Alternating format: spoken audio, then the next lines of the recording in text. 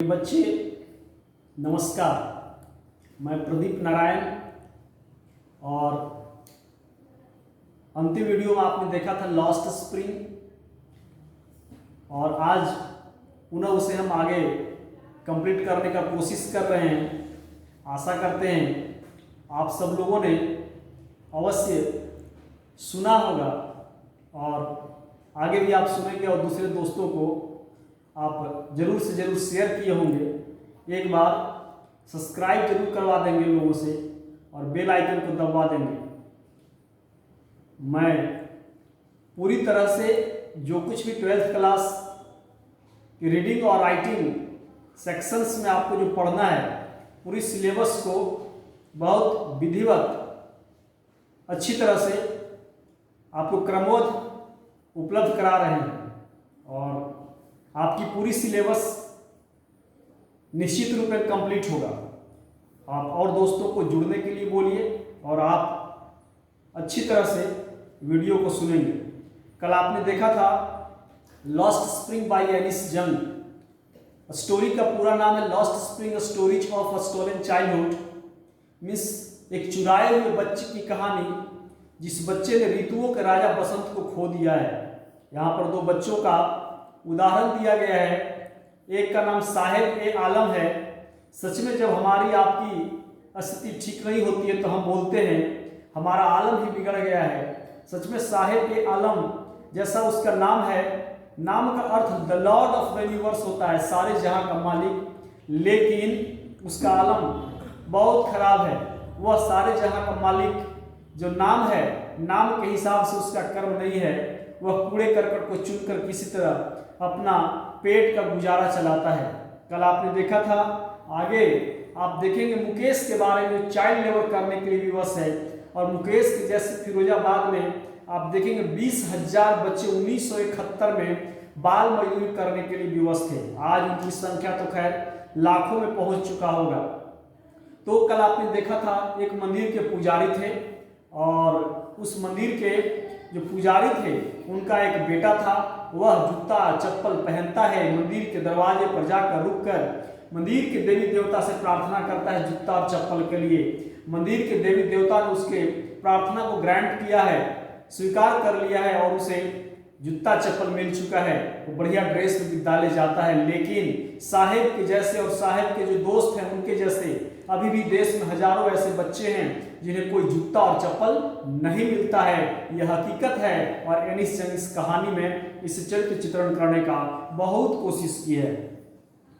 बोलता my acquaintance with the barefoot rag pickers leads me to Seemapuri, a place on the periphery of Delhi 8 miles away from it metaphorically. जब साहिब और उसके जो दोस्त गण थे, उसके जैसे जो बच्चे थे रैग पिकर्स कूड़े करकट चुनने वाले, उन बच्चों से परिचय लेखिका एनिस जंग का होता है। तो उन बच्चों के साथ एनिस जंग उन बच्चों के मोहल्ले में जाती है और जाने का कोशिश करती है और बच्चों के वास्तविक रहन सहन की हालात को वह देखने का कोशिश करती है। बोलता those who live here are the squatters who came from Bangladesh back in 1971।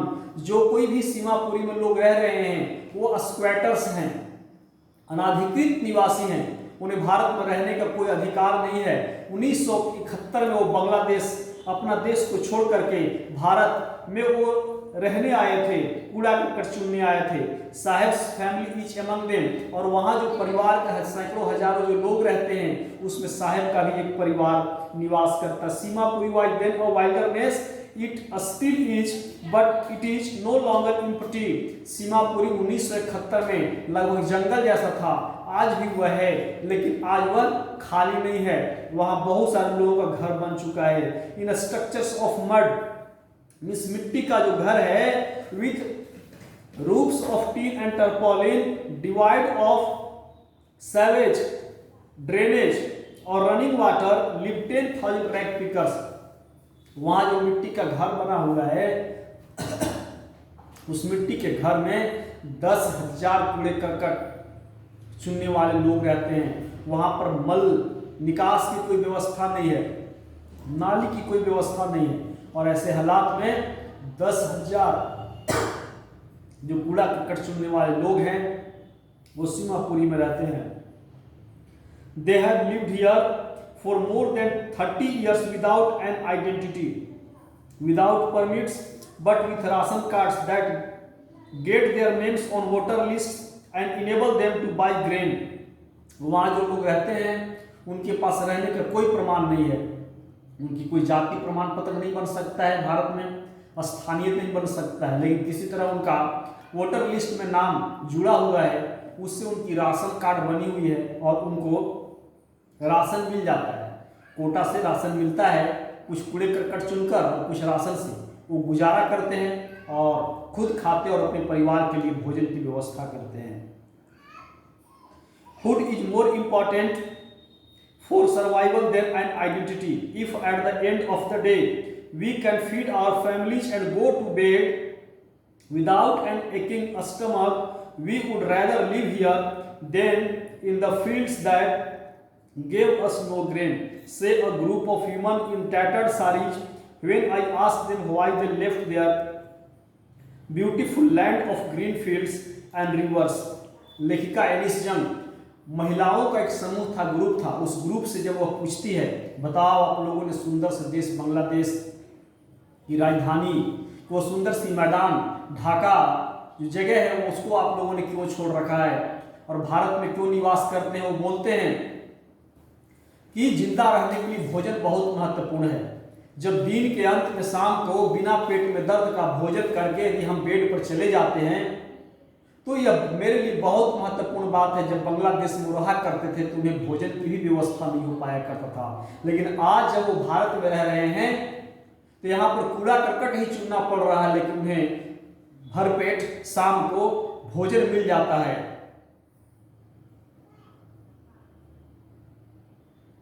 Wherever they find food, they pitch their tents that become transit homes. वो खाना बदोश लोग हैं, वो उनकी जो घर है वो सामियाने टाइप है, कभी यहाँ लगाते कभी वहाँ लगाते, स्थान को परिवर्तित करते जगह जगह पर, जिससे उस क्षेत्र में उन्हें कूड़ा करकट मिल सके। Children grow up in them becoming partners in survival, बच्चे उनमें जन्म लेते हैं, बच्चे बड़े होते हैं, जीविका को भागीदार हो जाते हैं और वो भी कूड़े करकट को ही चुनते हैं। And survival in Seemapuri means rag picking, और सीमापुरी में यदि जिंदा रहना है, जीवित रहना है तो भोजन के लिए कूड़ा करकट ही उन व्यक्तियों को चुनना पड़ता है। Through the years it has acquired the proportions of a fine art, garbage to them is gold, और वहाँ जो लोग रहते हैं उनके लिए कूड़ा करकट गार्बेज गोल्ड से कम नहीं है, सोना के जैसा है, क्योंकि कूड़ा करकट चुनते हैं उससे उनकी भोजन की व्यवस्था बनती है। बोलता है it is their daily bread, A roof over their heads even if it is a leaking roof, but for a child it is even more. ध्यान देंगे, सीमापुरी में जो लोग रहते हैं उनके सर के ऊपर यदि एक छत है, घर है, तो कूड़ा करकट का ही आशीर्वाद है, कूड़ा करकट का आशीर्वाद है। कूड़ा करकट चुनते जिससे भोजन की व्यवस्था होता है और उसी कूड़े करकट से जो कुछ भी कमाते हैं उसे छोटा मोटा अपना किसी प्रकार का एक मिट्टी का घर बनाने की कोशिश करते हैं। I sometimes find a rupee even a 10 rupee note, Saheb says his eye lighting up, Saheb की आंखें चमकता है और साहेब बोलता है कभी कभी मुझे कूड़े करकट के ढेर में 1 रुपया का नोट, कभी कभी मुझे कूड़े करकट के ढेर में 10 रुपया का नोट मिल जाता है। When you can find a silver coin in a heap of garbage, you don't stop scrounging, for there is hope of finding more. और साहेब बोलता है जब कूड़े करकट के ढेर में आपको यदि एक सिल्वर कॉइन मिल जाता है, कॉइन मीन सिक्का, चांदी का यदि आपको सिक्का मिल जाता है तो आप उसे स्क्रॉच करना, उड़ेलना बंद नहीं करते हैं, बल्कि और उत्साह और उमंग के साथ उसे उड़ेलेंगे, क्योंकि वहां पर गोल्ड मिलने की संभावना, सोना मिलने मतलब कि कोई महंगा वस्तु मिलने, अधिक वस्तु मिलने की संभावना, जिससे कि उसे बेचकर पैसे कमाया जा सके, इसकी संभावना बढ़ जाती है। It seems that for a children garbage has a meaning different from what it means to their parents. Mummy papa के लिए कूड़े करकट का अर्थ कुछ और होता है, बच्चों के लिए कूड़े करकट का अर्थ कुछ और होता है।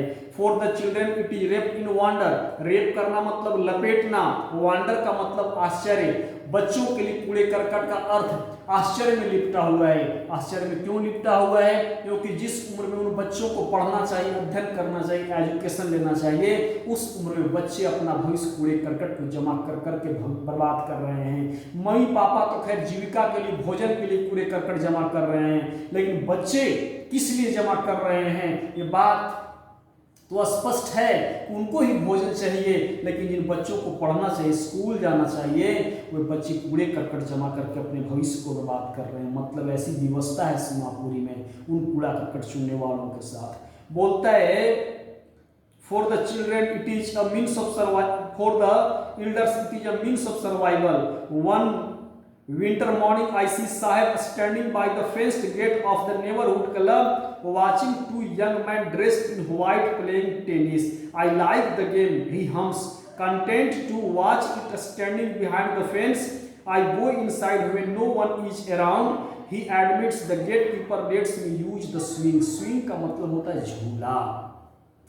एक दिन सुबह सुबह का समय था, ठंडा का दिन था। लेखिका एनिस जंग साहिब को देखती है, एक बड़ा सा फेंसिंग था, बाउंड्री था, चार दीवारी था, उसमें एक गेट बना हुआ था और उसके अंदर दो बच्चे थे, वो टेनिस गेम को खेल रहे थे। साहिब उस गेट पर, दरवाजे पर खड़ा होकर के, और साहिब उन दो बच्चों को टेनिस खेलते हुए देखता है। वो बच्चे टेनिस क्लोथ्स को और टेनिस शूज को पहन रखे थे। साहिब वहां पर गेट पर खड़ा होकर के हम्स करता है, बड़बड़ाता है, मटरिंग करता है, बुदबुदाता है। आई लाइक दैट गेम, मैं उस खेल को पसंद करता हूँ। I want to play that game, मैं उस खेल को खेलना चाहता हूँ। साहिब टेनिस गेम को पसंद करता है और साहिब टेनिस गेम को खेलना चाहता है।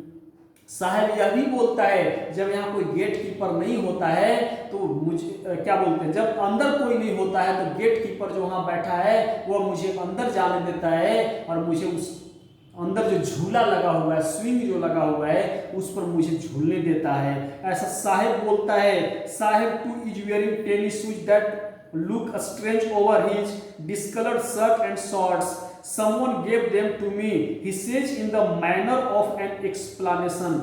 ध्यान देंगे, साहिब ही टेनिस शूज पहन रखा है, लेकिन जिस कपड़े को साहिब पहन रखा है, डिस्कलर्ड शर्ट को पहन रखा है, पुरानी फटी शर्ट को पहन रखा है, उस पर उसका वह जूता मैच नहीं करता, फिट नहीं आता, अच्छा नहीं आता है। क्योंकि टेनिस शूज स्पोर्ट्स के लिए होता है। स्पोर्ट्स ड्रेस पहनकर टेनिस शूज पहनेंगे तो फिट आएगा, लेकिन साहिब शॉर्ट्स पहन रखा है, कैफरी जैसा पैंट पहन रखा है, फटा पुराना गंदा शर्ट पहन रखा है और उस पर वह टेनिस वाला जूता पहन रखा है। साहिब बोलता है किसी ने मुझे उस जूते को दे दिया है। साहिब की इतनी हैसियत नहीं, उसके पास इतने पैसे नहीं हैं कि साहिब जूते को भी खरीद सकता है।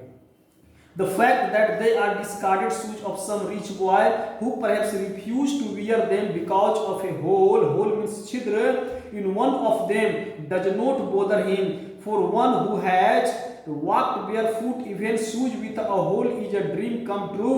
But the game he is watching so intently is out of his reach. Reach means पहुंच। ध्यान देंगे, किसी ने साहिब को वह जूता दे दिया था, साहिब इसलिए वह जूता पहन रखा है।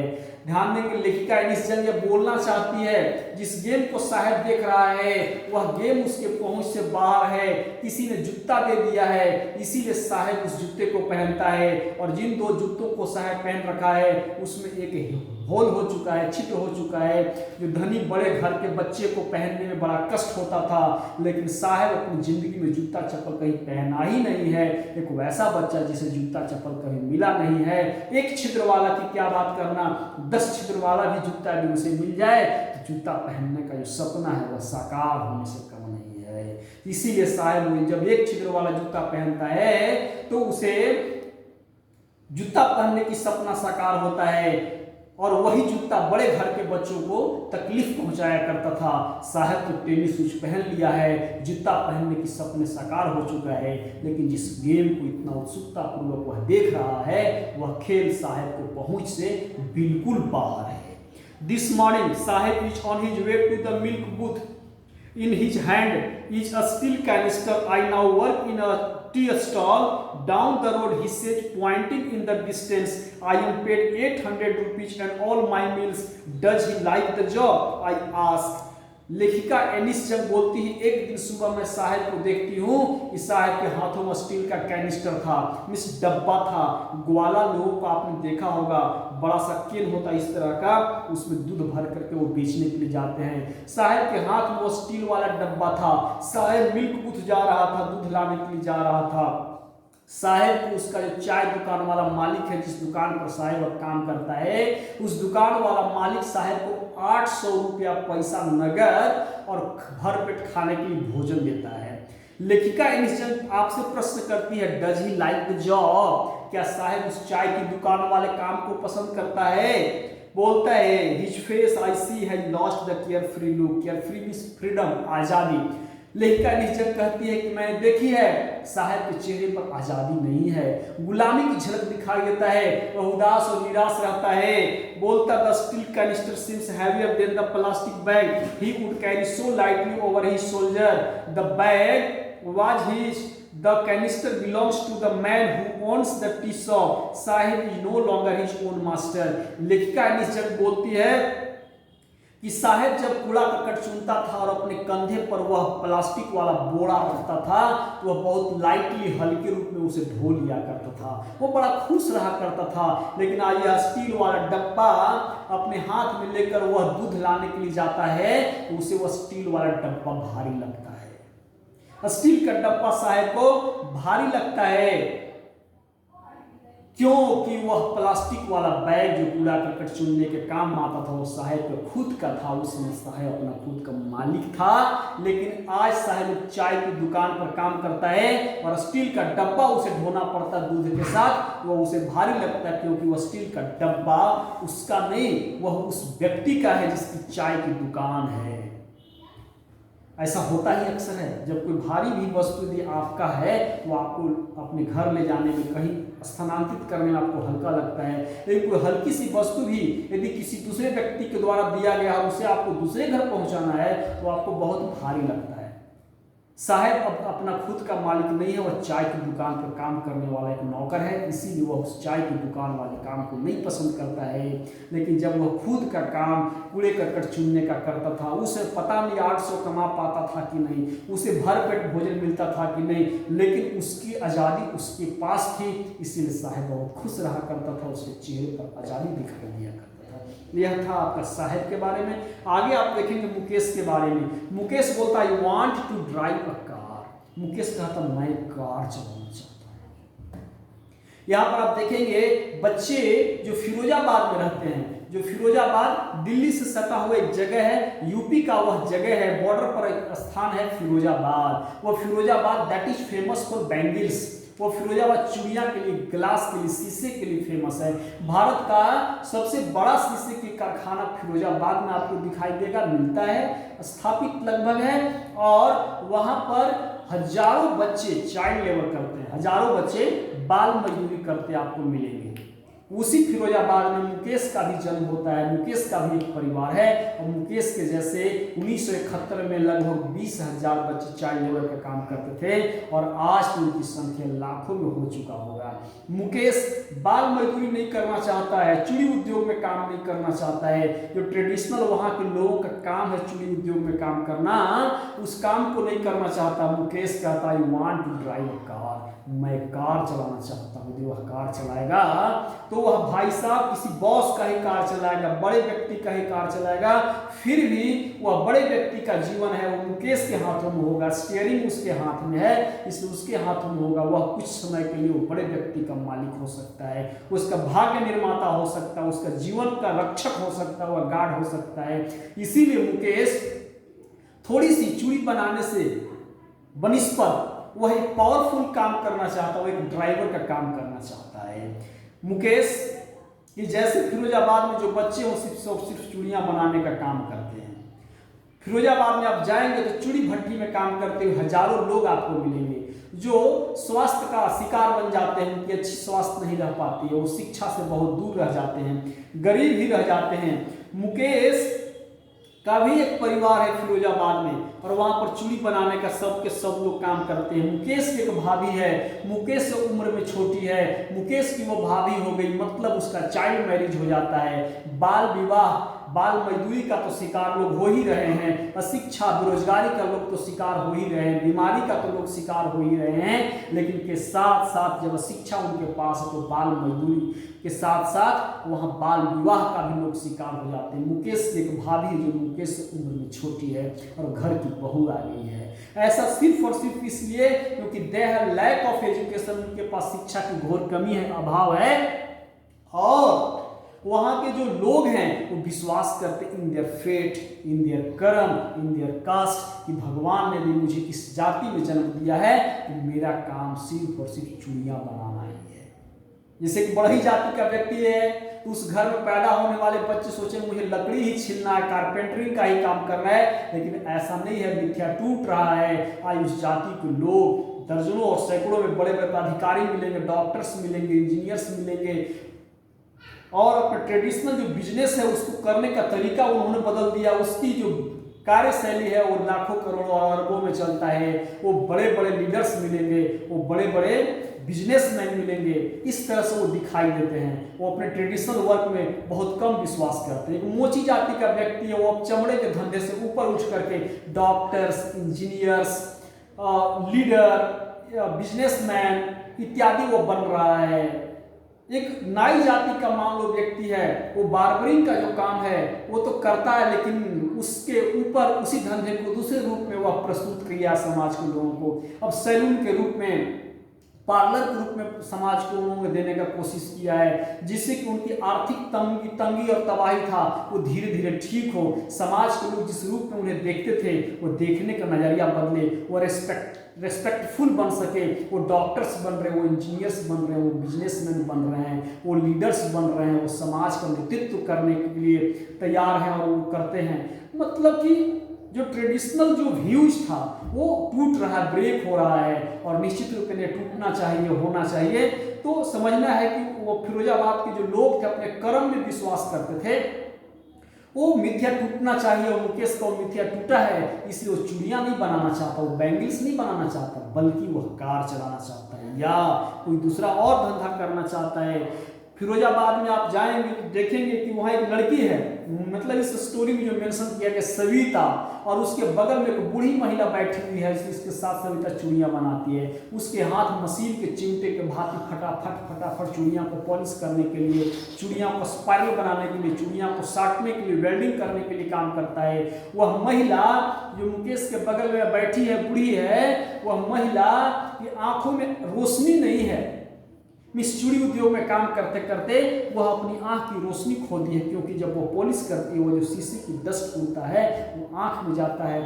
हाई टेम्परेचर में काम करता है जहाँ ऑक्सीजन की कमी हो जाता है, ऐसे वातावरण में काम करने से लोगों की आंखों की रोशनी जवानी में ही चली जाती है।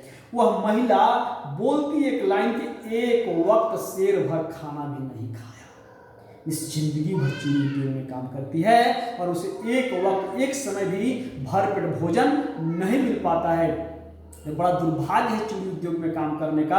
और लेखिका ये निश्चय इस बात को दिखलाती है कि मुकेश भी चूड़ी उद्योग में जन्म लिया है, वहाँ के परिवार में जन्म लिया है। लड़की सविता भी वहाँ पर काम कर रही है। सविता भी बूढ़ी हो जाएगी तो सविता भी वो बूढ़ी महिला के वाक्य को, शब्द को दोहराएगी कि वह भी अपने जिंदगी में एक वक्त चूड़ी, एक वक्त भोजन नहीं खाई है। फिरोजाबाद में काम कर करके लोग उम्र गुजार देते हैं, लेकिन एक सुंदर सा छोटा सा भी अपने रहने के लिए अच्छा घर नहीं बना पाते हैं। लेकिन वह बूढ़ी महिला का हस्बैंड एक छोटा सा घर बनाए हैं। इस बात को जब फिरोजाबाद के लोग सुनते हैं, चूड़ी उद्योग में काम करने वाले लोग सुनते हैं, तो बड़ा आश्चर्यचकित होते हैं, एक घर बना लिया, कैसे संभव हो गया। बड़ा ये विचित्र सा बात फिरोजाबाद के लिए है। फिरोजाबाद के लोग कितना ही मेहनत करते चूड़ी उद्योग में, लेकिन पैसे की कमी, किल्लत पूरा जिंदगी भर गूंजते रहता है। कभी भी उन्हें खाने के लिए, भोजन का प्रबंधन करने के लिए, कपड़ा के लिए, घर के लिए उनके पास पैसे नहीं हो पाता है। ऐसा सिर्फ और सिर्फ इसलिए क्योंकि वहाँ के लोगों को बहुत क्रश किया जाता है, वहाँ के लोगों को बहुत सताया जाता है, बहुत एक्सप्लॉइट किया जाता है।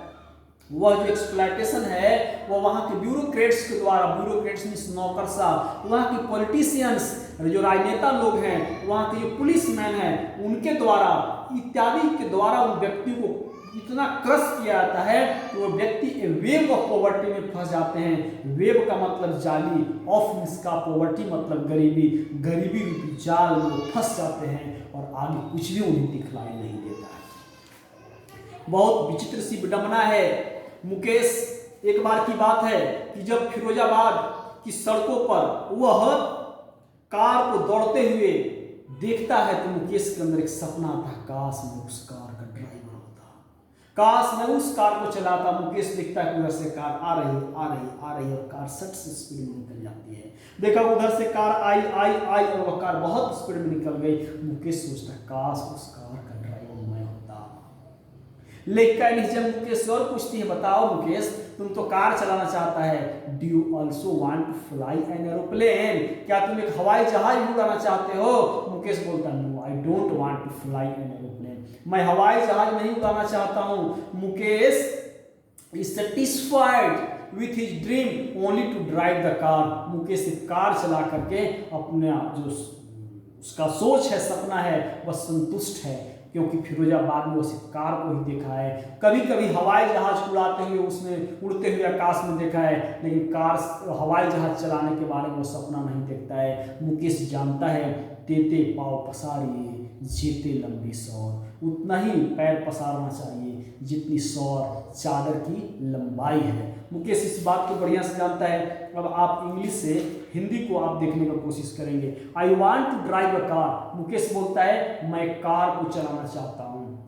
Mukesh insist on being his own master, master means मालिक। I will be a motor mechanic, he announces. Mukesh बोलता है मैं कार को चलाना चाहता हूँ। मुकेश बोलता है कि मैं मोटर का मैकेनिक भी बनना चाहता हूँ। इस गैराज में जा करके वह कार को और इत्यादि जो 4 व्हीलर वैन्स होते हैं या 2 व्हीलर जो वैन्स होते हैं, गाड़ियाँ होती हैं, उसे बनाने के लिए मुकेश सीखने के लिए भी जिद करता है कि मैं कार भी चलाऊंगा और मोटर का मैकेनिक बनूंगा। इस तरह से मैं भी कुछ दूसरा धंधा चूड़ी बनाने के सिवा शुरू करता हूँ तो मैं खुद का मास्टर बनूंगा, ऑनर बनूंगा। Do you know anything about cars, I ask. लेखिका एनिस जब मुकेश से पूछती है, बताओ मुकेश, कार के सिवा कार के बारे में तुम कुछ जानते हो? उसका चक्का आगे का घूमता है, उसका चक्का पीछे का घूमता है। इनफैक्ट मुकेश को एबीसीडी कुछ भी पता नहीं है, लेकिन मुकेश कार को चलाना चाहता है और मोटर मैकेनिक बनना चाहता है। I will learn to drive a car, he answers looking straight into my eyes. His dream looks like a mirage मतलब गंदा, amidst the dust of a street that fill his town Firozabad, famous for its bangles। Mukesh साधारणतः लेखिका एनिस जंग की आंखों में देखते हुए उत्तर देता है, मैं सिर्फ और सिर्फ कार चलाना चाहता हूँ, मैं एक मोटर मैकेनिक बनना चाहता हूँ, मैं गैराज जाना चाहता हूँ और जाकर के मोटर की जो मैकेनिक का जो काम होता है उस काम को मैं सीखना चाहता हूँ। उस फिरोजाबाद में रह करके, जो फिरोजाबाद बहुत फेमस है चूड़ियाँ के लिए, बैंगल्स के लिए, शीशे के कारखाने के लिए। Every other family in Firozabad is engaged in making bangles. Firozabad में हर एक परिवार के लोग हैं वो चूड़ी बनाने के कार्य में व्यस्त हैं। It is the centre of India's glass blowing industry where families have spent generations working around furnaces, welding glass, making bangles for all the women in the land it seems। आप फिरोजाबाद में जाएंगे तो वहाँ 2 किलोमीटर दूर तक जाएंगे तो सैकड़ों और हजारों फैक्ट्रियाँ आपको मिलेगा, इंडस्ट्रीज मिलेगा, जहाँ लाखों लोग सिर्फ और सिर्फ चूड़ियाँ बनाते हैं। चूड़ियाँ बना करके लोग वो अपना पीढ़ियाँ में गुजार देते हैं, चूड़ियाँ को पॉलिश करते हैं, भट्ठी में वो काम करते हैं, बहुत ज़्यादा तापमान होता है वहाँ पर वो काम करते हैं।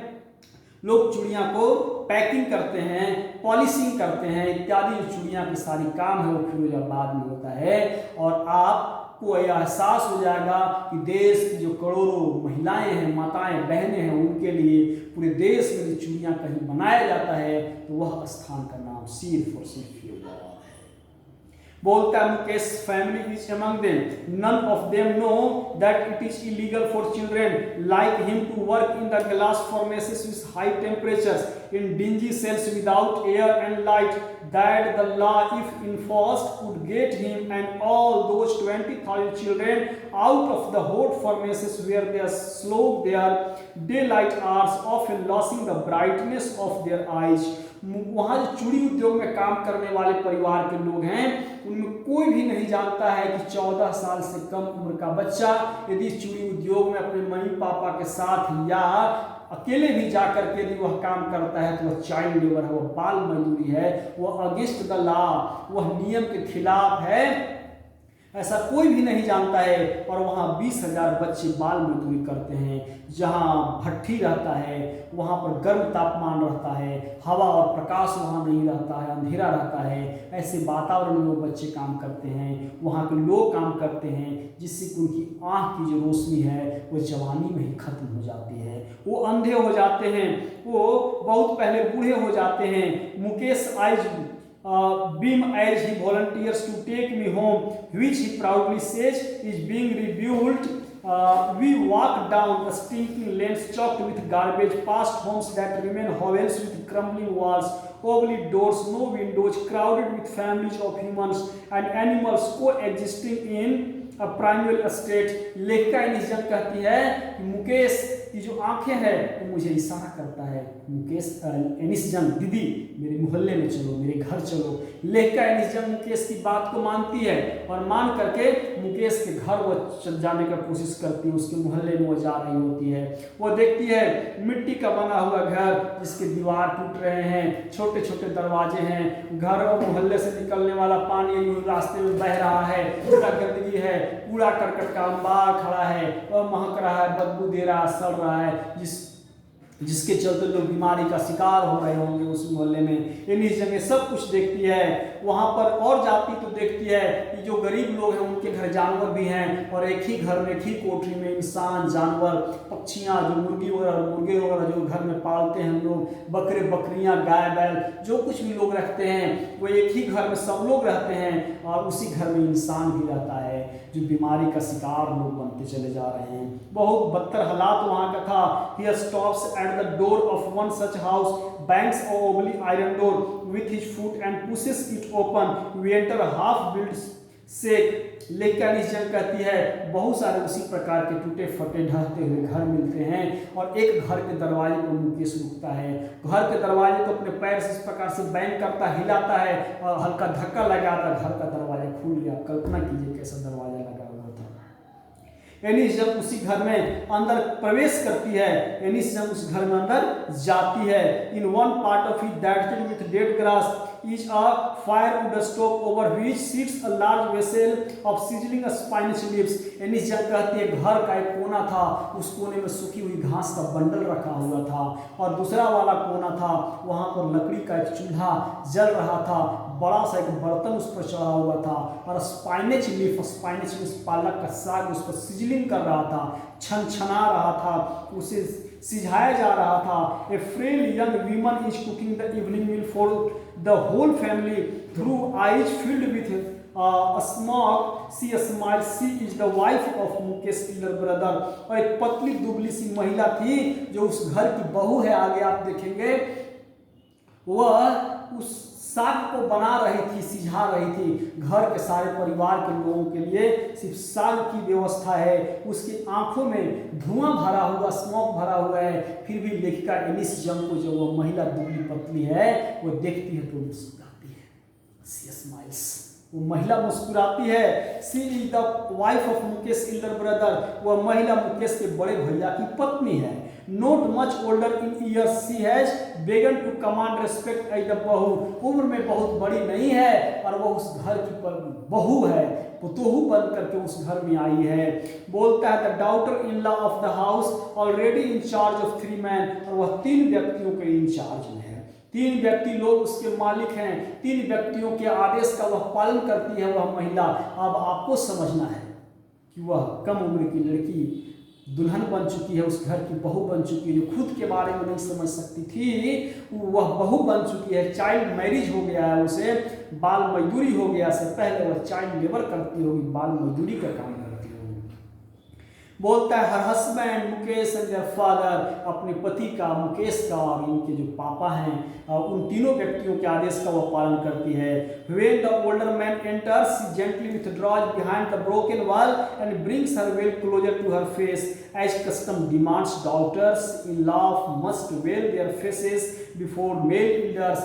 जैसा रीति रिवाज है, भारत की संस्कृति है, परंपरा है कि महिलाएं पुरुष के सामने अपने आंचल से, अपने घूंघट से अपने सर को ढक कर खड़ा होना है, या उनके सामने खड़ा ही नहीं होना है, छुपना है, या खड़ा भी नहीं होती है, टूटी हुई दीवार के नीचे जा करके अपने घूंघट से, अपने आंचल से वो अपने सर को ढकती है और ढक कर जाकर छुप जाती है। तब तक अब उसे वहाँ पर रहना है जब तक घर के जो पुरुष वर्ग के लोग हैं वो बाहर नहीं जाएं या उसे बुलाएं नहीं। यह संस्कृति, यह रीति रिवाज, या ट्रेडिशन, या कल्चर, या परंपरा का वो महिला को पालन करना पड़ता, भारत की सारी महिलाओं को पालन करना पड़ता है। बोलता है in this case the elder is an impoverished bangle maker despite long years of hard labour, first as a tailor then a bangle maker, he has failed to renovate a house, send his 2 sons to a school, all he has managed to do is teach them what he knows, the art of making bangles, art means कला। मुकेश के पापा हैं एक Taylor के रूप में, दर्जी के रूप में काम किया, जिंदगी भर उन्होंने चूड़ियां बनाया, लेकिन उन्होंने असफल हो गया अपने 2 बच्चों को अच्छा शिक्षा देने में, अच्छा भोजन, अपना अच्छा कपड़ा, अच्छा घर देने में। बस अपने 2 बच्चों को सिर्फ वही काम को सिखा पाए जिस काम को जानते थे, चूड़ियाँ बनाने जानते थे। अपने 2 बच्चों को बाल मजदूरी करने के लिए झोंक दिया, चूड़ियाँ बनाने के लिए विवश कर दिया, उसी कला को सिखला दिया। अपने परिवार के लोगों के लिए बस वो एक छोटा सा, बस हाफ बिल्ड, अर्धनिर्मित एक घर बनाया जिसमें उसके परिवार के लोग रहते हैं। तो यह आपकी लॉस्ट स्प्रिंग है। एक वीडियो और जाएगा और आप फिर टेलीग्राम से PDF डाउनलोड कर लेंगे, क्वेश्चंस और आंसर्स आपको मिलेगा उसमें, और आप अच्छी तरह से सुनेंगे, मैं आशा करता हूँ, और दूसरे दोस्तों को भी आप इसे शेयर करेंगे, जरूर बतलाएंगे, और बढ़िया से हम देने का कोशिश करेंगे। और एक वीडियो और बनेगा इस चैप्टर का। तब तक के लिए धन्यवाद, नमस्कार।